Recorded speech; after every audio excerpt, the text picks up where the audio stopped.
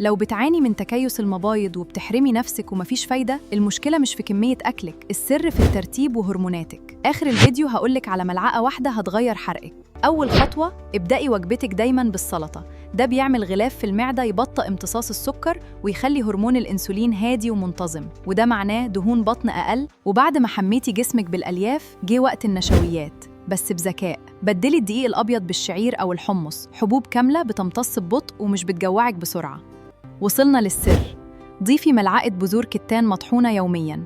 الأوميجا 3 بتطرد فائض الإستروجين وتهدي الالتهابات. اطحنيها قبل الأكل مباشرة لنتيجة أقوى. بالخطوات البسيطة دي هترجعي لجسمك توازنه الطبيعي، تحسني التبويض وتوقفي تساقط الشعر، ومن غير حرمان ولا تعقيد.